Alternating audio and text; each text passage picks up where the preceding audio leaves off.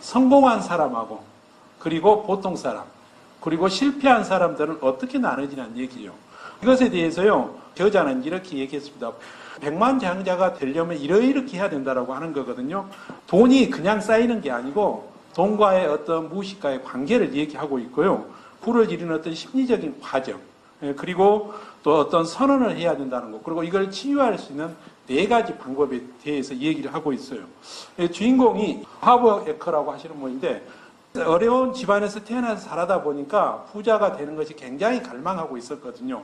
그래서 자기가 해볼 수 있는 일인 것을 다 해본 거예요. 그런데 이뤄놨던 것들 어느 순간이 지나면 또 이렇게 무너져 버리는 거예요.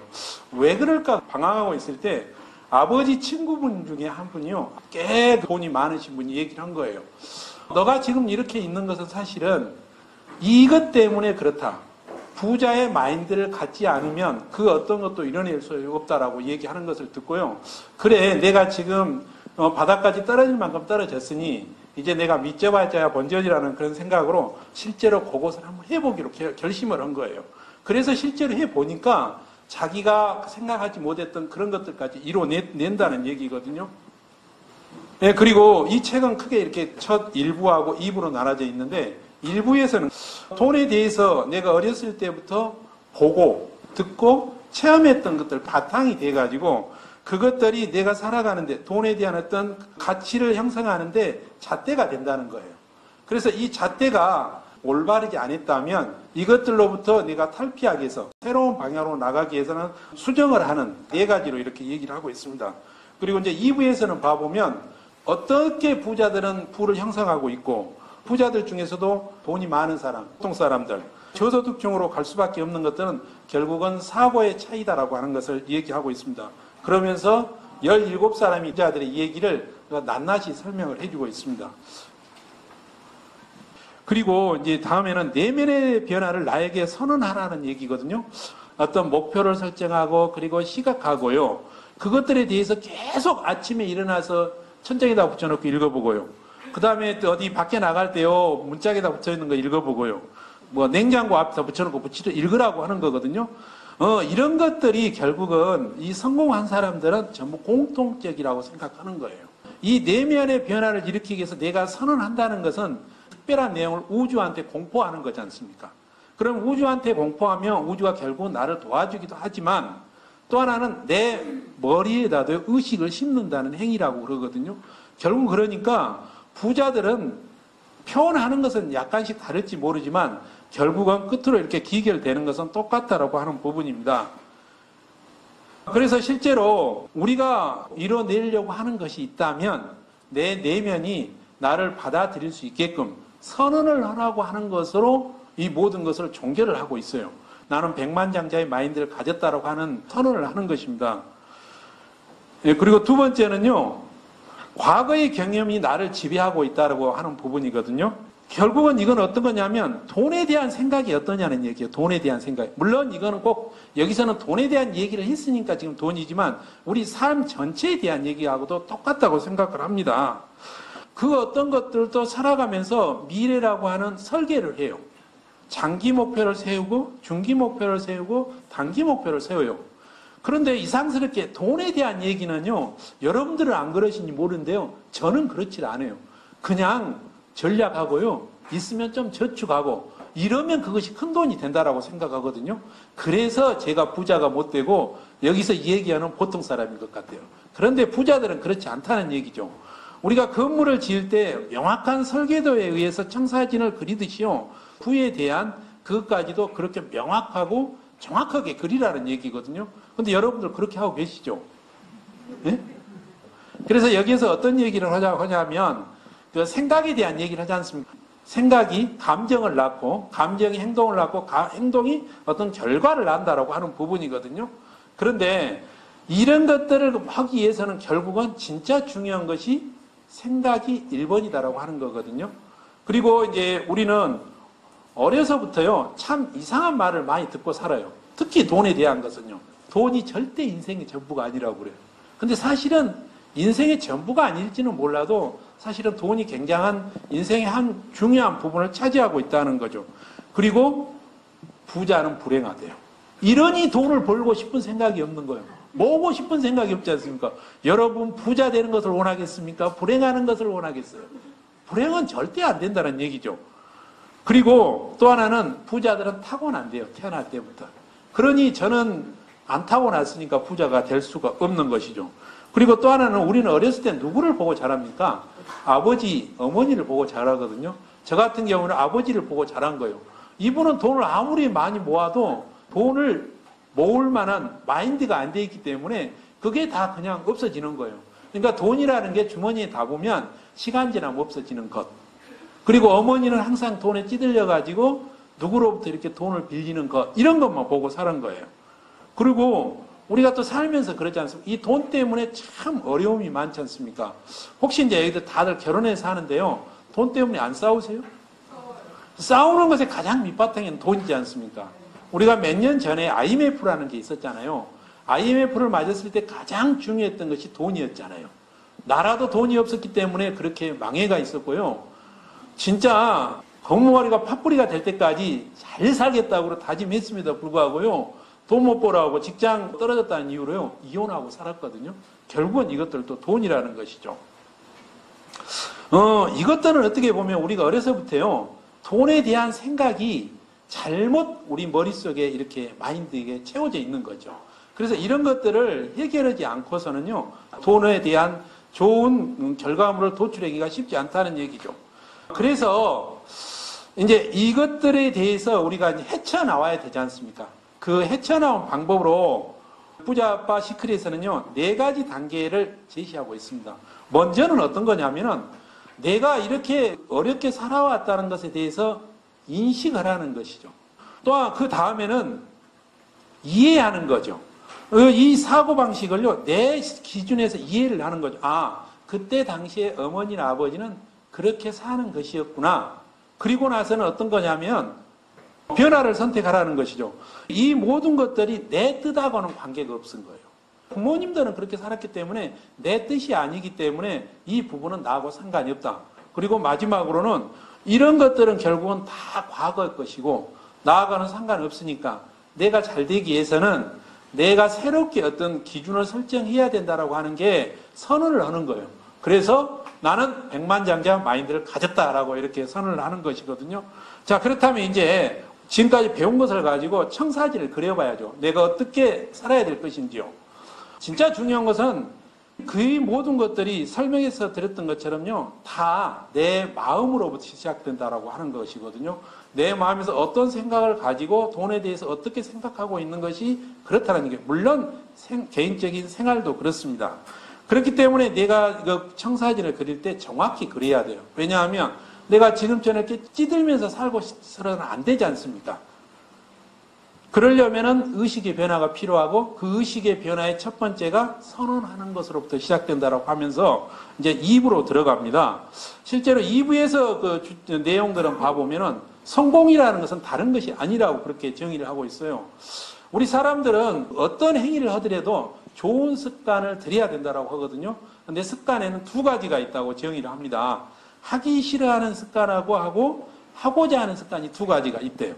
그래서 이 하고자 하는 습관과 하기 싫은 습관 중에서 우리는 선택을 어떤 걸 했냐면 그동안에는 하기 싫은 선택을 한 거예요. 그렇기 때문에 지금처럼 쪼들리고 힘들고 어렵게 살았다는 거거든요. 그렇다면 이제 지금부터는 어떤 거냐면 반대로 내가 조금 힘들고 어렵고 귀찮고 그러더라도 하기 싫은 것, 이것이 성공의 지름길이라고 그러니까 이거를 선택하는 것이 성공의 지름길이고 부자가 된다는 얘기입니다. 그래서 이제 17가지에 대한 얘기가 나오는데요. 참 17가지 되면 이 내용을 보면서 참 어디서 저 참 옳은 얘기만 많이 모아놨다. 그리고 결국은 부자들은 저렇게 되는가 보다라고 했고요. 이 책을 처음 읽을 때 볼 때 저자가 무슨 얘기를 했냐면 절대로 당신을 믿지 마라고 그랬어요. 믿지 마라고 그랬어요. 왜냐하면 그 모든 것들은 당신 방식에 의해서 당신 몫에 맞는 것을 자기는 선택해서 이 결과물을 도출했다는 거거든요. 그렇기 때문에 우리는 참고만 하라고 그러는데 사실은 이 내용을 읽으면서 하나라도요, 제가 이 부분에 대해서 부정하고, 그것은 틀리다라고 해볼 수가 없는 내용들이거든요. 그래서 17가지를 잠깐 이렇게 훑어만 지나보도록 하겠습니다. 내 인생의 부는 내가 만드는 거거든요. 내가 모든 것의 운전대를 쥐고 있는 운전수인 거예요. 그러니까 이 차가 결국은 추락을 하든 제대로 가든 이 모든 것은 내 몫이라고 생각하는 거죠. 그렇기 때문에 부자들은 자신에 대해서 정확하고 명확히 이렇게 믿는다는 얘기죠. 반면에 가난한 사람들은 우연을 참 믿는 거죠. 우연하게 그렇게 된 것이라고 하는 겁니다. 그리고 두 번째는 부자들은 부를 목표로 삼는다라고 한 거거든요. 아까 말씀드렸듯이 우리가 건물 짓는 것도 결국은 어떤 설계도를 정확히 그리는 것처럼 부 역시 그렇게 한다는 것이죠. 그렇고 세 번째요. 부를 꿈꾸고 헌신하는 사람만이 부자가 된다라고 하는 거거든요. 부자가 되기 위해서는 결국 우리가 그냥 되는 게 아니고 절대로 집중하고 헌신해야 된다. 그런데 가난한 사람들은 그냥 생각만으로 나는 부자가 되고 싶다라고 하는 것. 그리고 크게 생각하는 사람은 크게 이룬다. 이것은 누구나 이 부분에 대해서 특별하게 부정할 내용은 아닌 것 같아요. 행동하는 것이 행동하지 않는 것보다 낫다라고 했거든요. 이건 너무나 정확하지 않습니까? 우리 속담에 이런 말이 있거든요.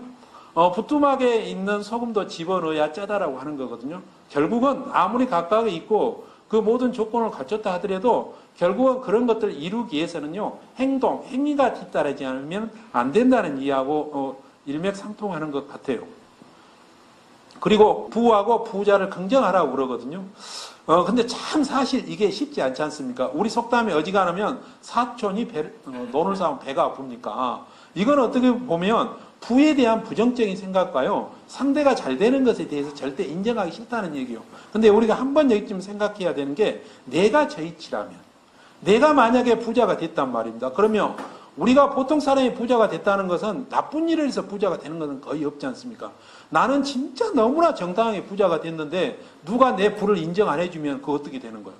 상대도 마찬가지이기 때문에 결국은 부자를 인정하라는 얘기죠. 그리고 긍정의 에너지를 가진 사람을 가까이 하라는 얘기는 너무나 당연한 거거든요. 세상에 그 어떤 것들도 부정적인 생각을 가지고 있는 사람들이 이뤄내는 것은 아무것도 없는 것 같아요. 그리고 자신과 자신의 가치를 알려야 된다. 부자들은 자신을 알리고 자신의 가치를 높이려고 한대요. 따라서 이렇게 하기 위해서 자기를 늘 홍보하고요. 또 하나 이런 행위를 하기 위해서 내 것에 대한 자부심을 가지고 상대한테 정확히 알린다고 그래요. 어떤 어려움이 닥쳐도 그보다 더 강해져라. 부자들은, 그리고 우리 성공자들은요, 어떤 그 문제나 장애물이 닥치면 이거를 디딤돌로 삼는다고 그러지 않습니까? 이런 마인드가 있어야 부를 크게 일으키고 성공할 수 있다는 이 얘기입니다. 나는 그럼 충분히 받을 만큼 가치 있는 사람인가 했거든요. 이것은 우리 어떻게 보면 동양 사람들요, 특히 우리나라 사람들, 저만 그런지 모르는데 이것에 굉장히 조금 어색해요. 누군가 저를 칭찬하면 칭찬에 대한 그 내용까지를 저희는 생각하고 하는데 그러지 말라는 거거든요. 상대가 진짜 좋은 마음으로 칭찬하면 감사합니다, 고맙습니다라고만 끝내면 된다는 얘기죠. 근데 거기서 너무 겸손을 떤다든가 이런 것은 아니라는 얘기죠. 부자들은 그거를 너무너무 잘한답니다. 그리고 시간이 아닌 결과에 따라 보상받으라는데, 이게 이 안에서 그 17가지 중에서요, 네트워크에 대한 얘기가 딱 2가지가 나오는데 여기가 지금 얘기예요. 그러니까 보통 사람들은요, 시간과 돈을 맞바꾸는 노동 수입에 대한 것에 대해서 관심이 있다면, 우리처럼 하이링 사업을 하는 사람들은 시간에 대한 것, 결과에 대한 것에 중시한다는 얘기죠. 결과에 대한 것을 중시하다 보니까 나의 가치를 굉장히 크게 보는 거예요. 왜냐하면 보통 사람들은 그냥 시간만 지나면 받아내는 그것에 대해 만족하지만 나는 그렇게 하는 것이 아니지 않습니까? 내 가치가 높고 나는 대단한 사람이기 때문에, 나는 큰 것을 이뤄내기 때문에 지금은 지금 적지만 나중에 큰 것을 바라고 한다는 얘기입니다. 그리고 둘 다 가질 수 있냐는 거거든요. 이거 참 멋있는 게임 같아요. 이제 이건 선택의 문제이기도 하는데요. 누구나 선택적으로 생각하면은 분명히 우리는 좋은 걸 선택해야 합니다. 그러나 부자의 마인드를 가진, 우리 성공하기 위한 사람은요, 둘 다 늘 다 가지려고 해야 된다는 거예요. 부업자와 전업자에 대한 얘기를 했거든요.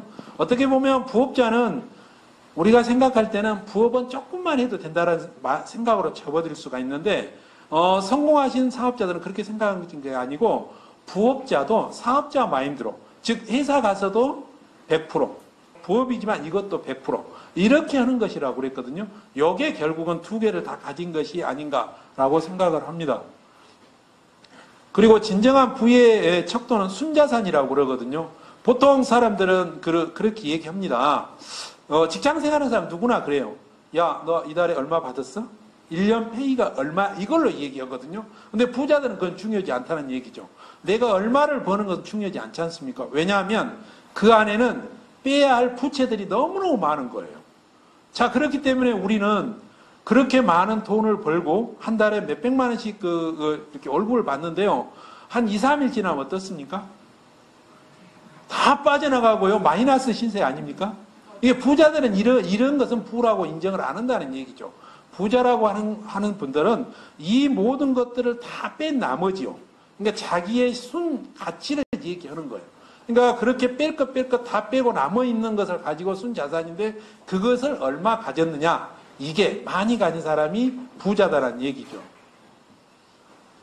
그리고 적은 돈부터 관리하고 투자하는 습관을 들여라. 이 부분인데 저는 공직생활 하면서요. 다른 사람보다 좀 어려웠던 게 중간에 이렇게 투병을 하는 과정에서 진짜 돈을 많이 까먹었어요.